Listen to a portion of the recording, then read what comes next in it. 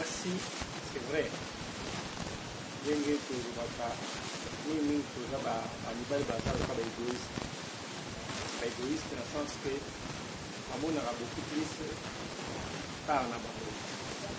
Alors mwasi ndenge aza wana aza kaka mpona koyamba te mwasi lokola mobali akota apa na mwasi c'est comme si rôle ya mwasi azaka koyamba mobali. Or mwasi mpe aza na badifficulté livre na comment de sexe efféminé na comment livre mpona korépondre certes na baproblème ebele oyo tozwaka loka mituna boti pa bapana ezikaka faiblesse sexuelle, éjaculation précoce, érection eza bien te. Alors mingi oyo impuissance sexuelle, mais c'est comme si côté ma maman on n'en parle pas vraiment. C'est comme si en réalité ce n'est pas le cas. Il y a beaucoup de femmes qui souffrent en bétu de difficultés élévées. Nous avons au moins plus de 10 difficultés où basi bazalaka na yango na domaine ya sexualité. Et tokolo ba nyonso pour natana biso mais ko énumérer quelques difficultés au basi baza na yango na makambo te libongo mbetu. Toza na kali botubengaka yango ba femme parce que na baki la na ba émission na ba moyi na ba raté toza 5 sortes ya basi na point ya 5 sortes ya basi positif quoi. La femme de ma mère parce que j'ai excité sur le sinon à Béné, la femme bicale parce que j'ai excité sur la nébaron bebo, la femme clitoridienne parce que j'ai excité la clitoris, la femme la femme vaginale pour être sensible dans le sexe, et puis la femme mixte au plaisir là partout. Il y a aussi des souki à côté là sans problème. Partout aussi mbaye il y a zanaï au côté. Voilà pour la femme mixte. Alors maintenant côté mosusu vous avez des basi au bien le so bien ka sécheresse vaginale. Vous avez des difficultés de ko nyoko la bana basi to ba mama et belé zelo ko. C'est-à-dire amuyaka et des difficultés. Attends on va la signer ndengini. Bon, tu dis que avant pénétration salam, avant bala kota pa na mwasi, il faut moi ça mouiller na. Sécrétion ana to lubrification ça makana et empêchaka douleur pendant l'activité sexuelle. Alors ceux qui moi sans amouillé quand on force à kozoka à goka passe. Ça c'est le tableau où ils avaient beaucoup plus na batterie. Yani balé tu as na la difficulté oyo ils avaient cause à la cadrer na à part sécheresse vaginale, ils ont la sécheresse sécrétion abondante. Na presque moi ça va y avoir kauka il y a ça qu'on a maille ébélé. Ceux qui m'ont pas dit aussi ndeboye à mouiller. Et puis à mouiller bongo ya mouiller à mouketé. Kepe na ceux qui m'ont pas azokota azobima. Azokota parce que tellement à mouiller belé maille ébélé que ils ont kobimisa, sexe za kobima à tout moment et des fois il y a des femmes qui sont censées pendant l'activité sexuelle à la lingette pour pamusaka pendant que l'activité sexuelle est salam. Mouvement moko a sécrété belé, mouvement moko a sécrété belé. Et tout en ce moment, il faut ça le quoi moi tout côté le quoi moi poto donc ça dérange. Voilà. Donc parce que nous sommes dans c'est aussi une difficulté. Tout ça nous sommes dans la douleur pendant l'activité sexuelle, on va disparaître. C'est-à-dire la difficulté moi si à d'aller tout sentir la douleur pendant l'activité sexuelle. C'est-à-dire ceux qui on va la pénétrer alors qu'à plaisir on va passer. Toute la directe activité sexuelle à vos capacités. Donc, quand vous l'avez dit, douleur, on a 3 étapes. Douleur, on a entré, on a début à l'activité sexuelle, mais il a provoqué un problème, il y a manque de lubrification autour de l'orana. Et puis, balé, ceux qui ont vu le douleur, toute la durée activité. Donc, balé, banda qui tient à souka, à vos capacités. C'est qu'on a dit un vaginisme, c'est-à-dire contraction à la muscle et vagin involontaire, pour une salle à faire, c'est et les choses sont difficiles, l'activité est difficile. Vous avez un bloc là-bas, endométriose, endométriose pour de l'endométriose pour Yassima, pour l'orienter de la maternité. Vous avez une difficulté là-bas, à part endométriose, vous avez une première infection. Vous avez une infection, il s'agit que c'est très irrité, donc à toute la difficulté, toute la directe activité sexuelle particulière. Et à Souka, après rapport. Il y a des femmes, rapport c'est non normal, mais après rapport, comme vous avez voilà. Ming ezalaka dina soit insatisfaction sexuelle ou simplement la position d'adopter qui pendant l'activité sexuelle na bango mais ça dit que après rapport à Tigago phase.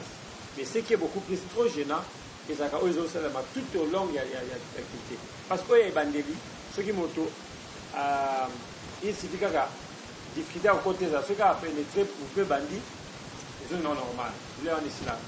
Oui, ça m'a baisé depuis banda qui tient tout cas douleur na douleur et basuana il faut avoir un processus ça va rapporter comme on a encore les moments de calvaire les moments de nyokoma alors il décide de ne plus faire ça tout ça bas sur la femme frigide femme frigo autre benga là un orgasme c'est-à-dire la difficulté et atteindre un orgasme soit à atteindre orgasme ou simplement à cause de la difficulté il y a ata au salindenge nini akomaka na orgasme te akomaka na plaisir te atondaka pe te donc azalaka bongo ce sont des femmes oyo bazali na kati ya tableau mingi imbeni babaya basi ya bongo parce que mela libele fiba embebo simba clitoris tia mosapi aka lokwa ekeko na mbeki elle ne sent rien pe ma femme frigo to femme frigide donc voilà un peu mon corps a difficulté oyo parce que dans lango tableau est belé facteur ils allaient belé comme ça à bon facteur il y a des bosso ils allaient facteur bringa facteur social et environnemental parce que nous ndenge ba idika bango ndenge ba loba ma sexe parce que sexe c'est important sexe c'est la valeur sexe c'est la honte comprends donc après c'est bango image moko boyeke na mutu na ye on est sexe c'est na on a jointe lolenge wana et kota na cerveau et bloquer cerveau na ye et longola désir longola voilà moi ils allaient à dosso na environnement et puis les ali problème il y a traumatisme du passé déjà ba mususu ba connecta ba viol la violai na mobali et viol wana et ça là qui est côté na mutu na ye et bloquer système na ye qui kala bloquer et on va femme na traumatisme du passé déjà si mususu tu na kala traumatisme du passé et il y a ba déception na vie na ye azo ba déception ni bali ni alors soka li mobali mi pesa ka mobimba nzoto molimo pe nzoto molimo pe limo na yo famille côté mais chaque fois alinga kabongo azoka ba déception et il va passer la caille ma bébé et le quoi ne sala qui bloqué yé alingi susu et le quoi na te etika di bon pour na mutuna a commis insensible mémoire donc ba facteur ils allaient belé ou ils allaient pour comprendre on peut dans la kisi ya melaka on va tout la diabète tension soit de la produit antidépression ils va produit o et même macapé moi ba difficulté wana ya ko même bango na difficulté ya ko yoka plaisir et ko envie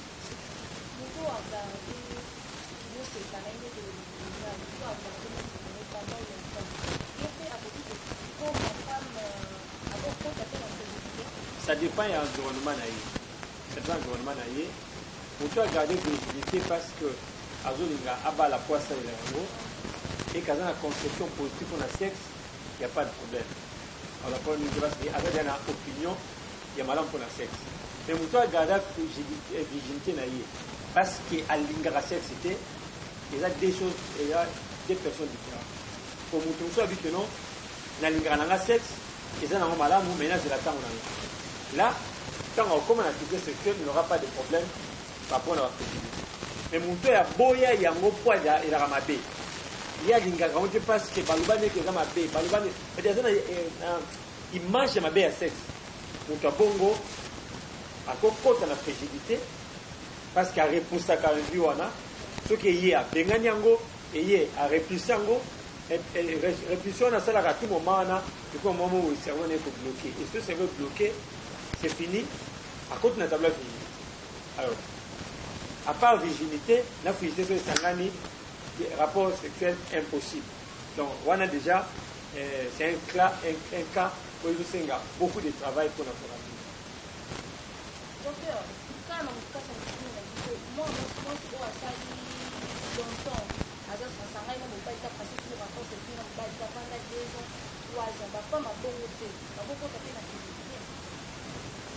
reste dans le tout répondre. Avant de bongo, pour une raison. Parce que pour toute la mobilité, et comme ça, on te fait fragilité. Difficulté, monsieur Yaka, on a dit que il y a une place pour nous expliquer. Pour toute la mobilité, et comme ça, on te fait fragilité. Comme ça, et comme il s'agit de fragilité, la conception où il y a une mouvement par rapport à sexe. Par exemple, je vais la habiter à Zolongola, parce que ma casse faut qu'il y ait un quota. Et quota nango, ce qui est il faut laisser le corps respirer. Tant que pour ça n'est yaka, c'est normal. On doit pour ça maï, on doit pour ça ya donc à pongi, tous ces désirs là, ils sont normal, n'andenge normal aujourd'hui. Naza moi si, on va les azalazalate, nous autres nanga ils ont vivre. Naroka posa wana. Célibataire ou marié, le corps fonctionne. Marié à Kinshasa ou en Europe, le corps fonctionne. Le corps n'a rien à voir avec l'autre. Parce que pour ceux qui n'y ont pas posa maïka so moni maïa omena, mais il faut maï. C'est ton corps ne fonctionne pas. Au Gagan, ça soit mon foufou. Donc, il faut zater à 10 jours, 24 mois, il faut zater au Gagan.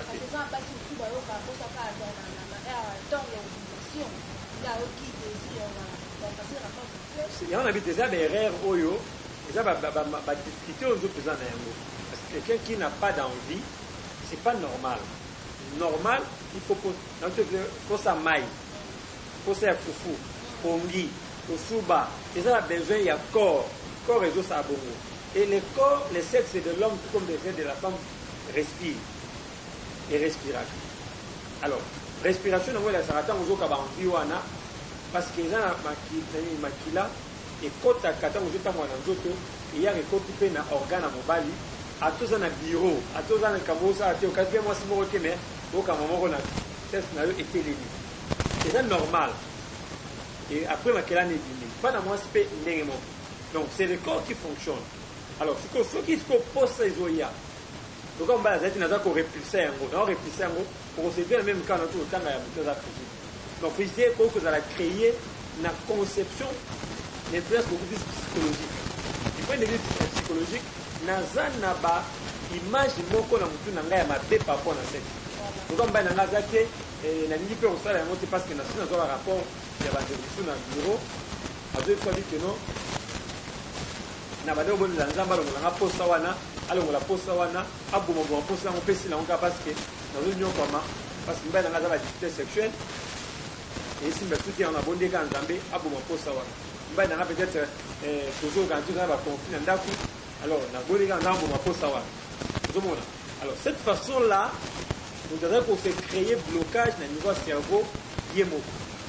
C'est pas une direction on va la voyager au moment où ça va non. Si moi ça voyager au moment où ça non. L'envie est là, mais sauf que on doit gérer yango, n'andenge au géraka, ni tout ça va gêne. On doit gérer yango, on doit contrôler yango, mais kubuma yango, kolongola yango, au côté en tabla tika yango yango et se manifester yango au Kenya. C'est ce que vous faites pour bloquer le cerveau, et ce que vous bloquez au côté de la physique. À ce moment-là, vous avez une pause parce que déjà, vous manquez en Et comme vous avez cassé, pour renaître pour la fragilité, c'est facile que l'on va peut-être une impuissance. Ah bon? La femme nous soit tombée en fragilité. Ce que tu as les causes, ou déceler les causes naïées. Donc, tu vas venir à la on va gérer moi si ou comme ça moi si la fragilité. Parce qu'un homme qui maltraite sa femme, un homme qui a une vie difficile à moi si les jours où la femme deviendra rigide, nous devons essayer de faire un ballon. il faut mon bal mousseau sondé assez bizarre. Oh, jusqu'au mois si parce qu'elle est devenue frigide à cause de nayo. On peut lui donner des traitements, mais le cas la image nayo, des influences cahier, circonstance nayo est enregistré yo, le cas la cause de la frigidité nayo. Alors à ce moment-là, un homme qui a ramené la femme frigide, l'homme là ne saura jamais les ramener. Et on peut bien arriver à Keba, yom tonyo pour la moisi, yom to mené vidi, pour la côte à la table à frigidité, il va qu'il faut un voisin poison de ça. C'est un voisin poison de ça. Vraiment. Docteur, on peut la faire barbe, parce que on va la mais on peut pas. Donc, à ce sentir la vie, il faut pas que donc, soit pour tes noms, ou à qui est dans sa papa. C'est l'un des problèmes. Pourquoi ça là que moi c'est là pour na bakaya bongo zama ya bapate ya bisato minene oyo ezalaka cause ya situation ya liboso eza na problème ya mauvaise entretien eza na basi mingi ti lelo balingi basutolaka partie intime basukolaka yango na mai ya moto oku batiaka bichacha na kati biloko eza na bapHVD biloko eza na bakati basavoi makasi ntango azolesa flore vaginale na ye ezali possible ke mwasi oyo aconnaître un problème ya ouverture ya sexe donc parce que mauvais entretien ya sexe ezali ya mibale ezali provoqué yango tobengaka manque ya exercice toza na bamiske pelvien toza na miske vaginal oyo ezali postere ya sexe bamiskle wana ezalaka lokola élastique efungwamaka et quand on a dit qu'en modèle exercice physique il y a des filles qui croiront peut-être que l'exercice physique n'a rien à voir avec le sexe ils en ont plusieurs domaines et ça l'exercice pendant que nous faisons l'activité sexuelle, l'exercice wana, tout ça la kayango sans le savoir. Pour le temps où vous avez l'activité sexuelle, vous avez pour ça l'exercice physique. Il faut bien ça, l'élastique qui a vagin, il faut faire de l'élastique. Il faut tirer là et pouvoir. Il y a une période où on a bassi, on a mon lasso. Ah, mon lasso. Il y a un sens péjoratif de la cofinga. En principe, j'essaie de faire dans l'élastique. Deux mots à moi, c'est aboti. Quand on a bota, moi, bini. Après, moi, donné, c'est que c'est zone dans donc, élastique, et pour moi, il faut en permettre de sortir moi, et c'est zone. Pour ceux qui moi, ça perd de l'élasticité, c'est ça la raté. Alors, les habitudes parce qu'il y a rien de mal de et que parce que souvent on a un mauvais entretien à sexe et même dans la vie quand on manque d'exercice quand on a ça des relations sexuelles déjà la position de tout ça la pendant l'activité sexuelle et on fait partie exercice physique donc ce qu'il faut voir quand on a l'activité physique il y a moko parce qu'il y a une fille il y a des filles beaucoup de filles qui viennent nous voir afin de comprendre des sexes pour moi ma classe mais na bila mbalité na pas nanganga moko bona pour ça, il y a un rapport. Ce qu'on veut, c'est l'activité sexuelle. Nous comprenons que c'est pour moi. Mais nous ne pourquoi.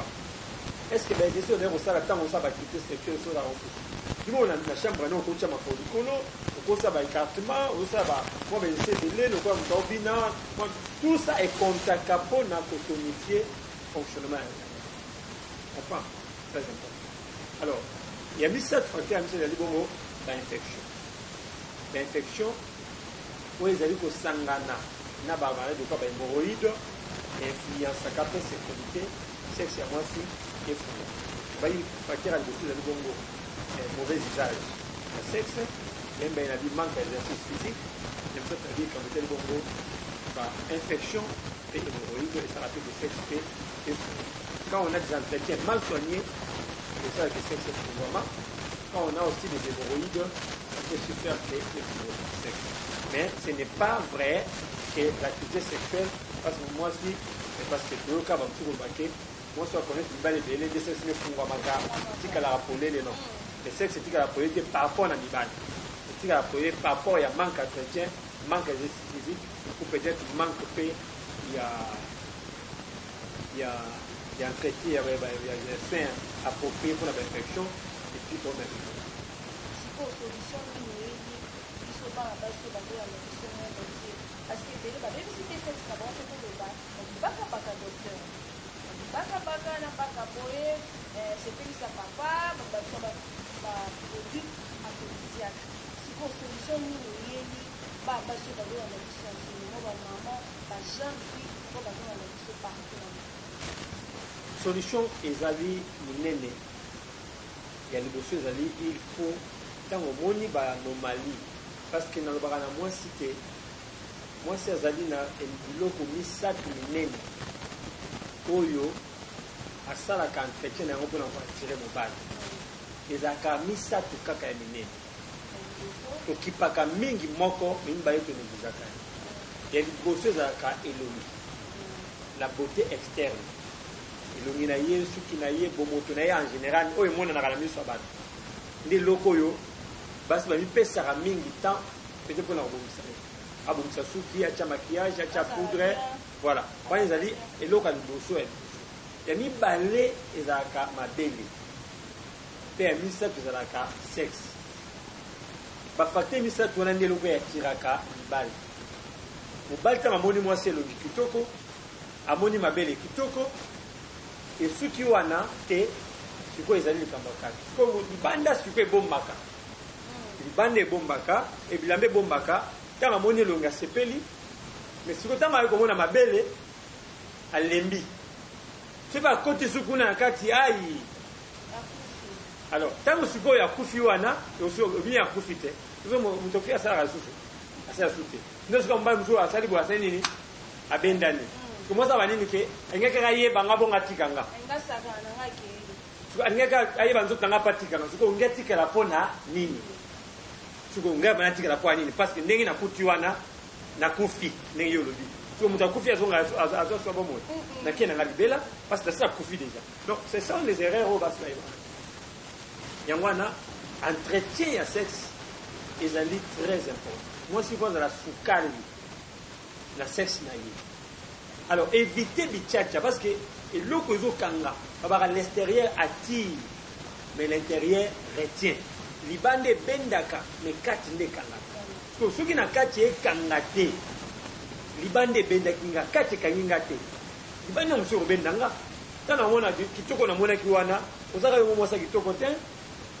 Yoza kitoko ne lolo. Mais na kati elote. Na muso kitoko muso libanda.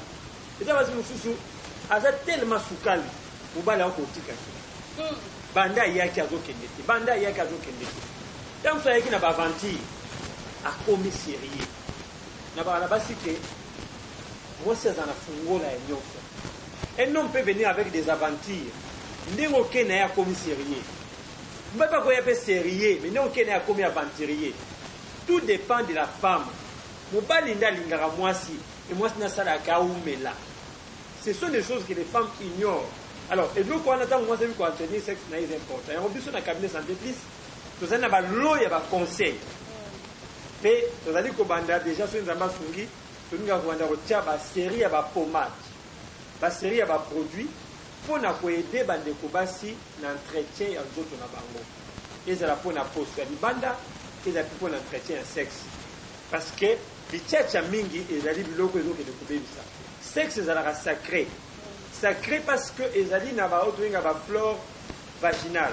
Ba flore wana eza na capacité ya ko protéger sexe contre ba bactéries ya mabe. Donc soki obebisi yango tumbi yango na bichacha ekobebisa yo. Alors conseil na pesa biso yali ke sukolaka sexe na yo na mai normal.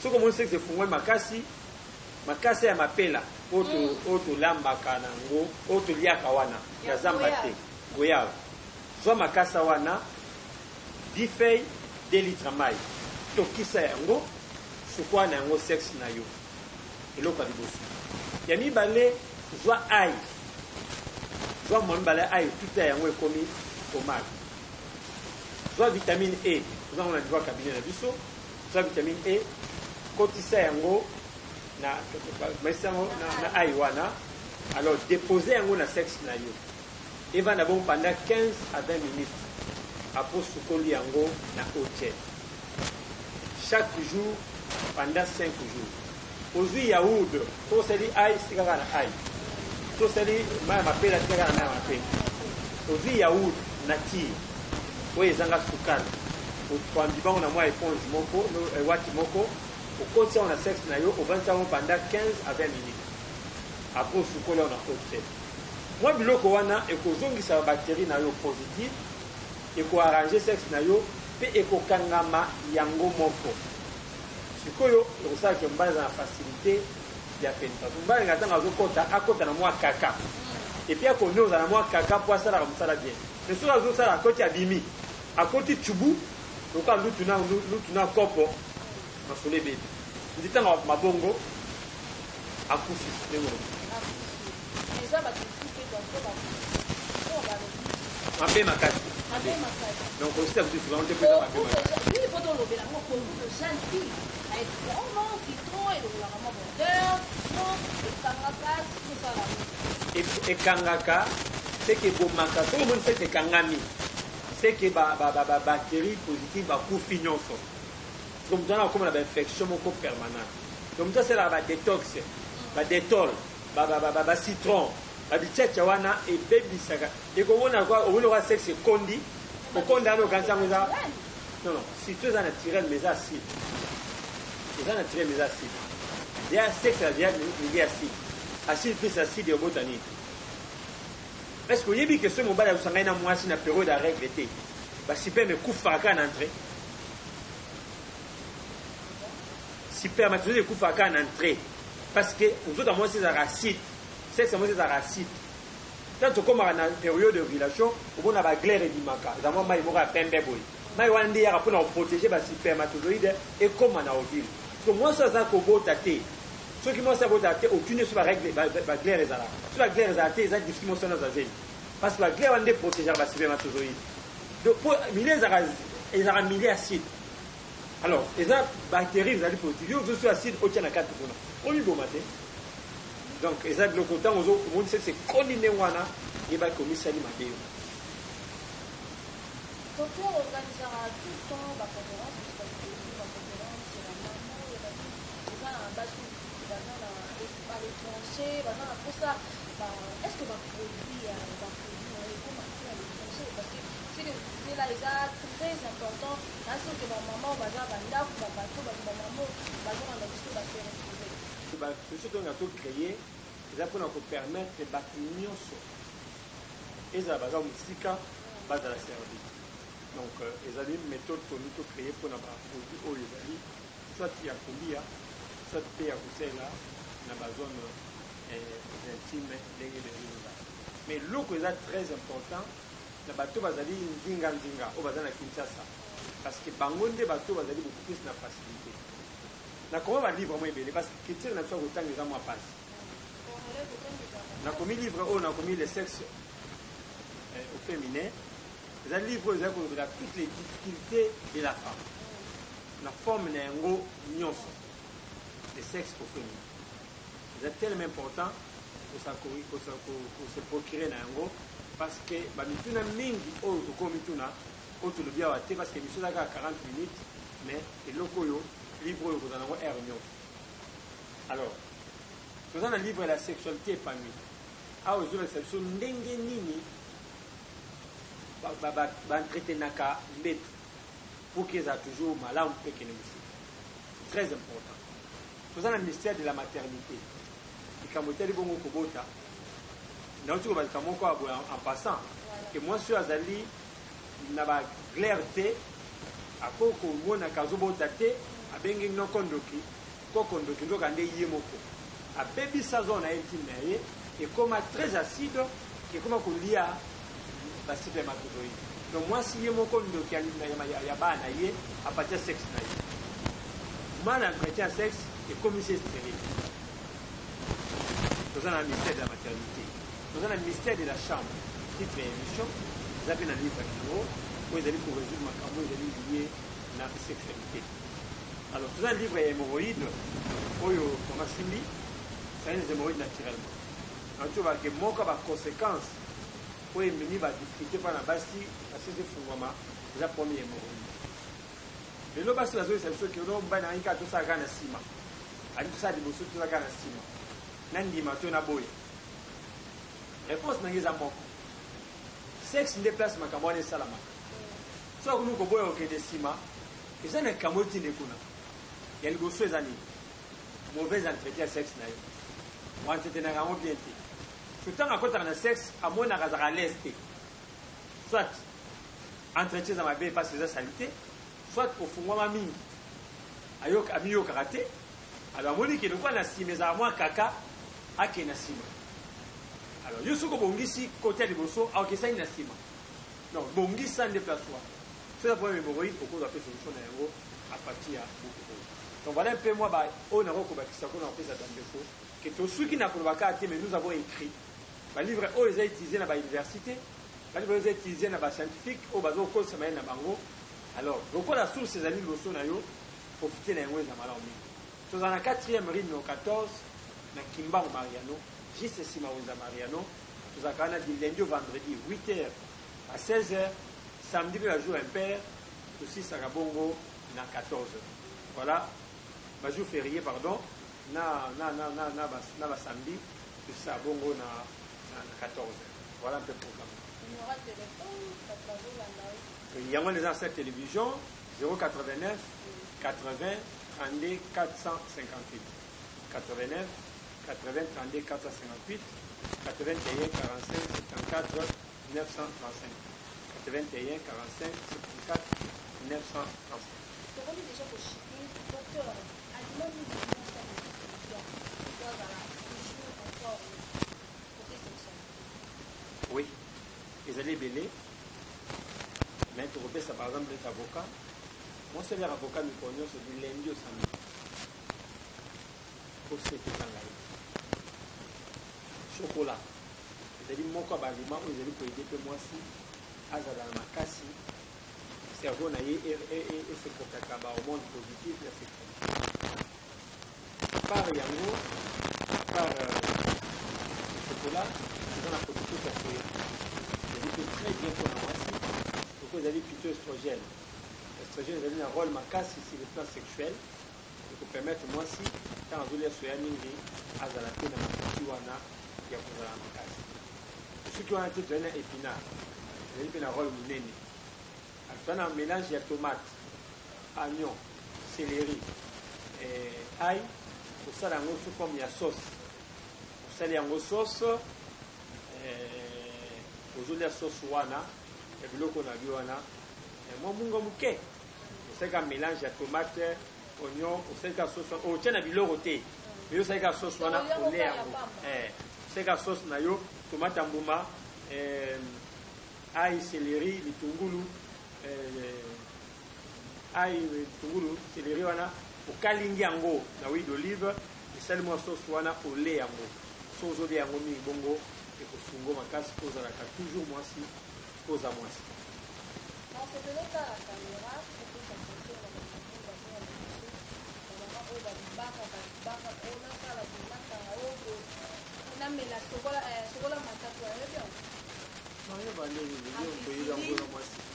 nama ya moto ameli ozala moto makasi babaso bazela liso plupart ya bajane fi basalela yango avant ke bapase rapport afeli mibali na komalela dine nama ya moto esalaka baprise dangere. Bien sûr, je vais la montre ma casse, je vais parce que on va la réaliser les bancs. Moi, ça va dire que je pose la moto. Tout le monde va voir. Et on a dit que c'est un peu de la solution pour les gens qui n'ont pas compris. Les miens allaient consulter mon gars. Mon corps médical. Tout ça, on a pour la vie. Vous avez confiance, il y a place pour éviter. Donc, vous allez dire que mélanger des hormones. Parce que quand vous faites confiance à un médecin, à un l'îlot, à une cause, parce que le problème, il y a plusieurs années. Tout le monde a causé la solution sans pouvoir dire qu'est-ce qui a causé ça. Et là, vous pouvez pourquoi nous avons malil? Qu'est-ce qui a occasionné que nous avons malil? On est venu à mort. Pour ceux qui ont été bannis, on nous a mis le nom de nos cafés. Mais ceux qui ont été bannis, on a été tchatcha, qui n'aurait été le cas tchakate, BBC, au moins Sinayo, BBC, Nyos. Donc, conseil à les que maman Nyos a ninga de l'eau, du coup, on a fait d'aller pour les. Il va disposer pour accompagner. Et ça va difficulté tout le temps là qui a. Et ça va tout le temps, parce que maman au sexe, c'est d'aller zamba. C'est pour balasima. Mais oui, quand vous en avez difficulté dans le la forme d'un mot nyonso, tu vas disposer pour la vacances. C'est fungwama, mai mingi, okaukaka, tout la bio nyonsoana, nous sommes prêts à aider pour que au corriger les cambouana et aux zonga normal. C'est ça notre. Merci pour la Kébélé. Donc, on a tout pas l'entretien pour nous avons la question. Bien, la juste, on les a affichés là-bas, il y a petit écran.